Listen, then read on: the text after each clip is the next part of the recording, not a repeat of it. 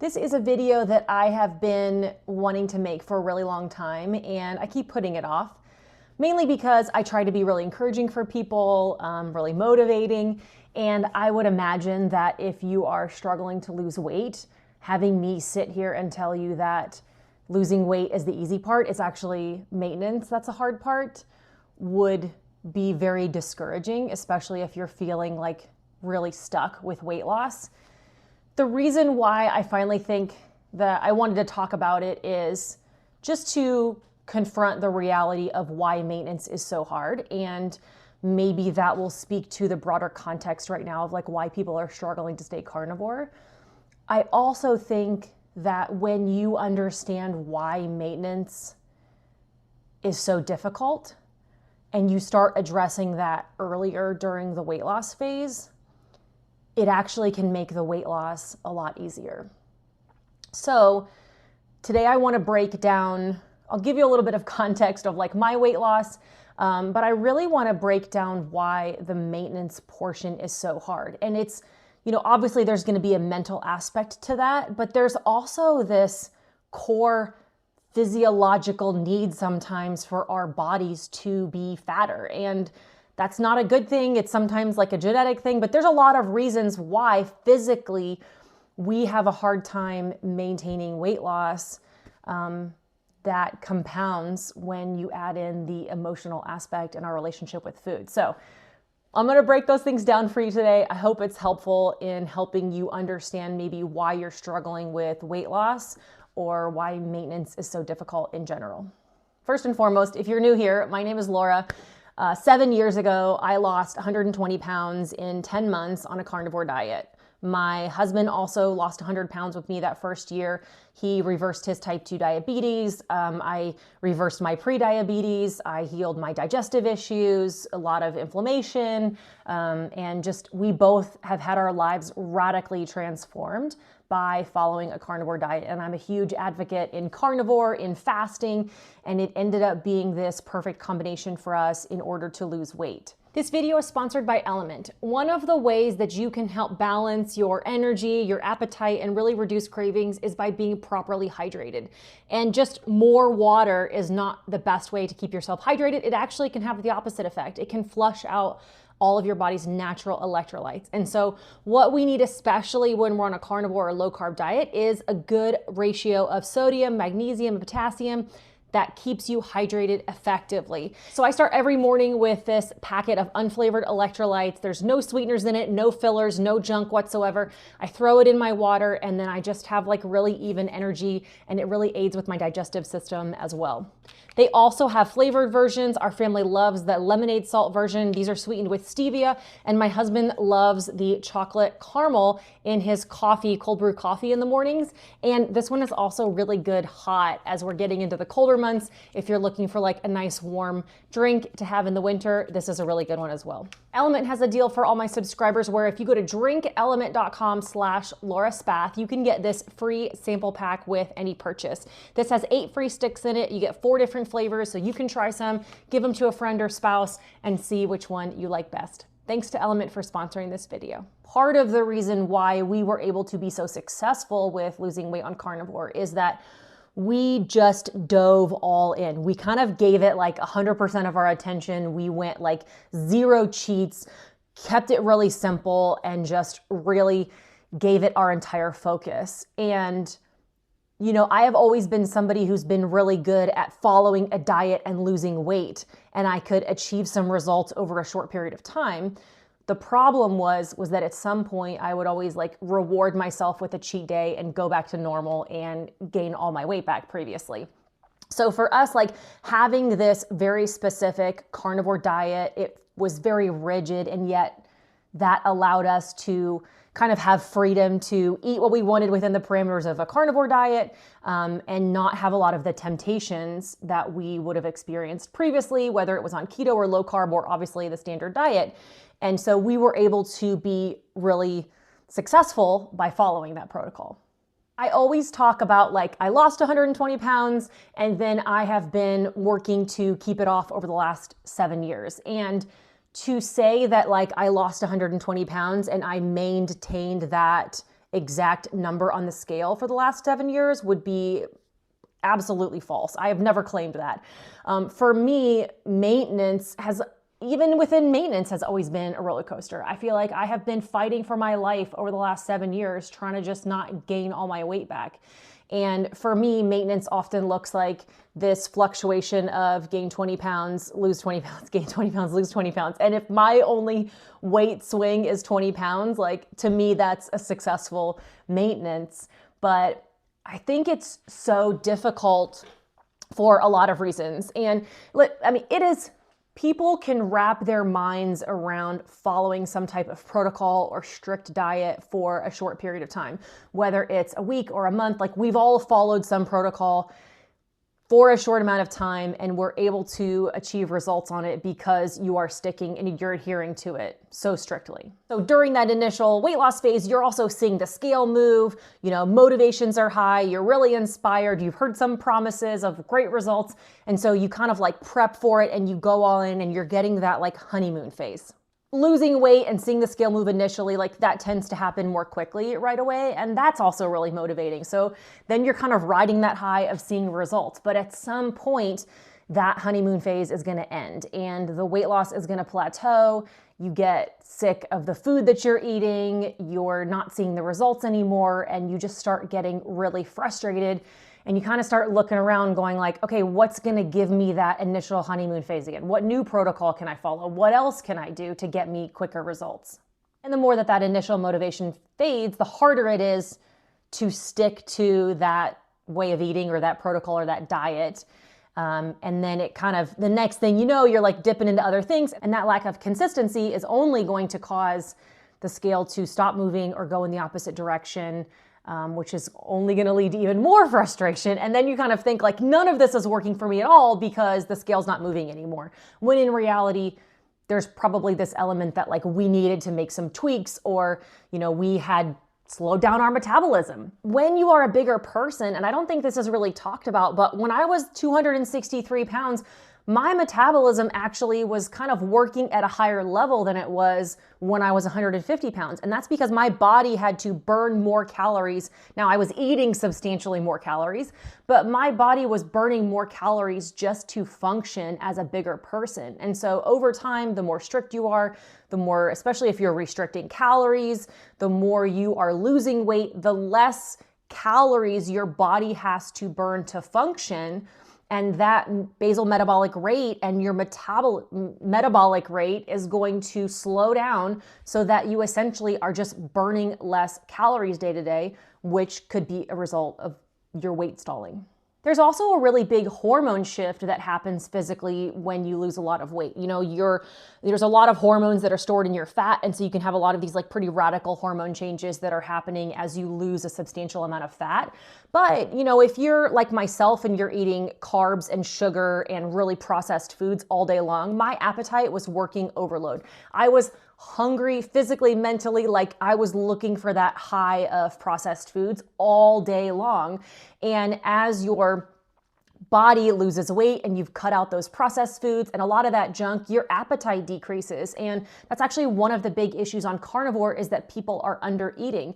And if you're under eating, that's also going to cause your metabolism to slow down and your hormones to turn off those signals to your brain that you need food. It's telling you that you are full and you don't need to eat anymore, which is then going to cause you to eat less and then only compound the issue that you're under eating, and then you're restricting your calories, therefore lowering your metabolism even more to meet the demand, right? Your body wants to balance out the need and the demand. So when I was eating 5,000 plus calories a day, my body was burning at a higher rate because it was getting all of that food, and I was a bigger person. And so just moving around burned a lot more calories. So then once I drop down and I'm eating a lot less calories, my body is going to come down and match that demand that it's being given. And if I'm under eating, then obviously that's going to be even worse, and my body's going to be underperforming to try to meet the need of the calories that I'm giving it.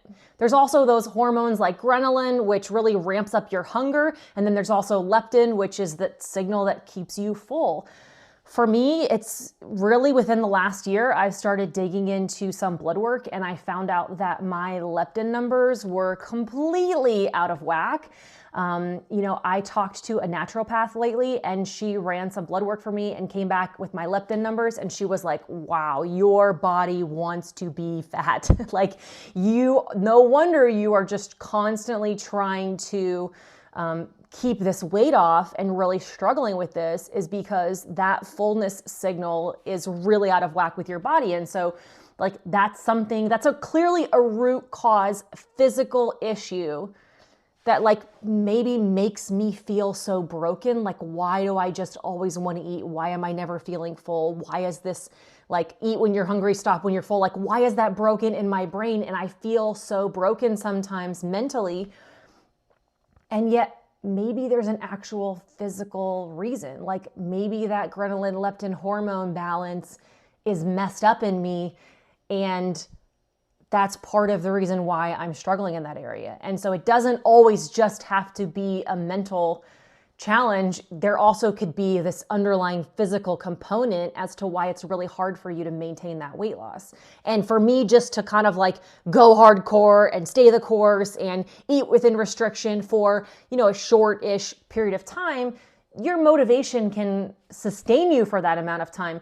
But there's also going to be this like hormone imbalance that's constantly fighting against you, let alone the genetic component, where some people are just genetically predisposed to being able to gain a lot of weight. Now, I think a lot of times we say that, diabetes runs in my family. My grandmother was type 2 diabetic. My mother was type 2 diabetic. I was pre-diabetic. Does that mean my daughter has to be pre-diabetic and diabetic? No. We obviously all developed that diabetes because we were eating in a way that gave us insulin resistance and diabetes, and it was our lifestyle choices that caused that.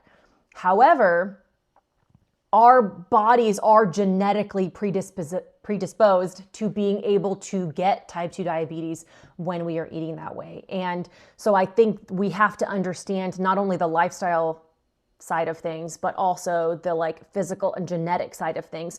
And when we can address those in tandem, I think is when weight loss ends up being easier and when the maintenance portion ends up being a little easier. Also, over time, it's very easy to slip back into your old habits. I think we can lie to ourselves and say that like, I've lost the weight, I've been doing good for so long, I can totally handle a cheat. I could totally handle having this on my birthday or this on a holiday. And for some people, listen, maintenance is not about being perfect all the time. Maintenance is about making healthy choices most of the time. And there are some people who could eat whatever they want on Thanksgiving and eat whatever they want on their birthday and then get right back on track again, and it's no big deal.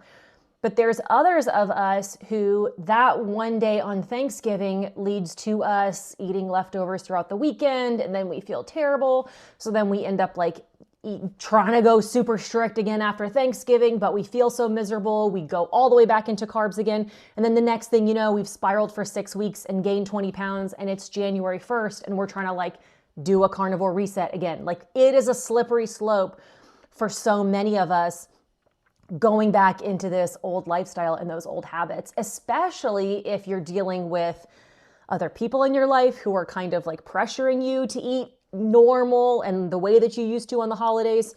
You're dealing with stress or grief or celebration. Like, how do you create those new habits, right? My pastor and I made a video recently talking about gluttony and this mindset around how we fuel our emotions with food when we are dealing with grief or celebration. And I think that's a huge piece of what we have to dig into. So finding a way to replace old habits and old celebrations and old traditions in new healthy ways is really challenging. I made a post on Instagram recently talking about like what date night used to look like for my husband and I. Date night used to be us going to a new restaurant. We would spend hours like researching some new dessert place and drive across the city to find some new ice cream place. And like, that was fun. My husband used to like bake for me. You guys know Chris, like now he cooks steak for me every day. I used to come home from work and he would have these new fancy like homemade baked goods and desserts that we would eat every single night.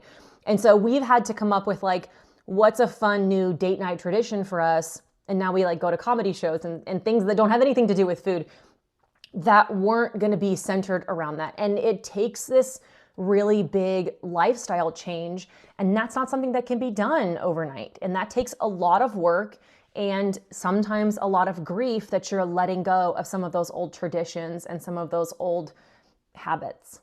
There's also a scientific explanation surrounding this like natural set point that your body has to it. I swear every time I drop below 150 pounds, my body just goes, nope, nope, nope, nope, nope, nope. You got to get up there. Like my hormones start tanking, my hair starts falling out. Like my body does not want to be below a certain weight. And in order for me to maintain kind of like my lowest weight, I have to really fast. I got to be so perfect on my food. I cannot eat one shred of shredded cheese. Like I have to work so hard to stay at that low weight, when if I'm 10 pounds heavier, I can eat some dairy. I don't have to worry about fasting as much. And my body just like very happily stays at that set point. And I think you can maybe change that set point over time, but there is this like, a lot of your hormones are shifting and they optimize great. And like your body just like kind of wants to be at a certain weight. And a lot of times like we mentally or aesthetically want to weigh less than what our body wants us to be at. And I think that is sometimes a hard thing for us to come to grips with. And, you know, just as a side note, like the number on the scale doesn't always represent the health of your body. You know, we have also like, who cares what the number on the scale is? Most of us care about the way that we look and how physical we can be and how strong we are. And so I think if you're like struggling to lose those last 10 pounds, we have to break up with the notion that like this is the right number for me on the scale. And we have to focus more on what look do I want to have? What body composition do I want to have? How strong do I want to be as I age? Like those are all better measures. When I was 263 pounds, yeah, I needed to lose 100 pounds. But when you get down to that closer to your goal weight number, I think focusing on other factors other than the number on the scale is probably going to be a more successful metric for you. I think more than anything, the reason why maintenance is so hard is that we really have to come to grasps with the fact that like this lifestyle change has to be forever. And even in my initial weight loss, I kept saying like, I just got to lose 100 pounds or I got to lose 120 pounds and then I'm going to go back to normal. And we can never go back to normal because then we'll go back to being physically how we were before. And I think even if we try to have like one foot in our old behaviors and one foot in our new behaviors, that is really just going to be the worst combination of not feeling good physically, not feeling peak in a positive way, and yet we're not getting any of the benefits of being carnivore or being in this world because we still have one foot in the bad world. And we're kind of getting like the worst of both scenarios when you're trying to do both. I think it can be really discouraging and even exhausting to think about the fact that like I have to do this forever. I'm going to have to think about my food and what I'm eating and what I'm not eating. And like this level of effort is something that's going to be a focus of me forever. And it's why I preach like not a specific way of doing carnivore, but you have to figure out what works for you. And I think this goes back to like, how can we lose weight in a way that makes maintenance easier? And it's by losing weight in a way that you can sustain and you can live long term. Like you have to be able to go eat out with friends if that's important to you, or have dinner with your family. You have to be able to travel. You have to be able to do the things that are going to keep your life enjoyable for you. Because if you're not, the only option you have is to forego those things in such a strict way. And then at some point, you're going to swing back over to that direction and go completely off the rails. And so we're trying to minimize these like lose 50 pounds, gain 70 pounds that I went through that roller coaster so many times in my life. We have to find this balance in a way that like helps us to make good, consistent, healthy choices. And if we're losing our weight that way, then there won't ever be this like go back to normal mentality. There's just going to be this like, I'm just going to keep doing the same thing, wake up every day, make the best choice I can, and do everything I can to be healthy. I think it's important to remember that losing weight, no matter how short or long it takes you, being in this like weight loss mode is always going to be a short-term mindset. But maintaining weight or living a healthy lifestyle is going to involve having radical physical lifestyle changes. And over time, you kind of forget what those old traditions or behaviors and things were because you're just living this new healthy lifestyle. And your body's not always going to be cooperative with that. And so understanding kind of what's the mental component of my habits and my relationship with food and my behaviors, but also like what are some things that I can do to improve my sleep, reduce my stress level, optimize my hormones. Like those are all pieces that have to be addressed, not only to lose weight, but to maintain it. You could like force strict, go crazy hardcore and really blow past those natural tendencies of your body and your hormones and lose weight and be successful with short-term weight loss. But you are never gonna have that long-term maintenance and be able to keep it off without really addressing those underlying root cause physical things as well. So maybe I'll try to like bring an expert on and have a conversation about some of those other physical aspects. If you think that would be helpful, comment down below. If you have, if you've ever been somebody who's lost weight and then regained it all and you really struggle with maintenance, comment that down below and maybe talk about like what worked or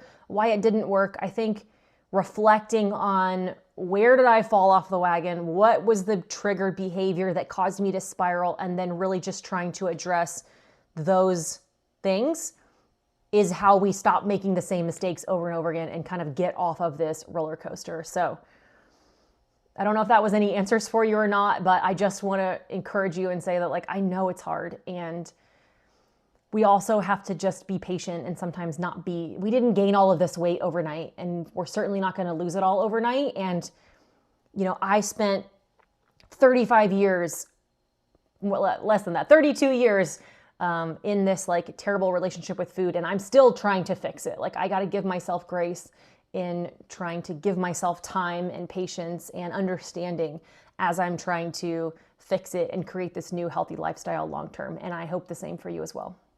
If you want to talk to a community of people who are going through the same things that you are, if you want some encouragement, some support, if you want to post daily for accountability, I do live streams every week. I post early access to my videos and I'm there to answer questions or encourage you or hold you accountable. You can come find my locals community and we would love to see you there. Thanks. Bye.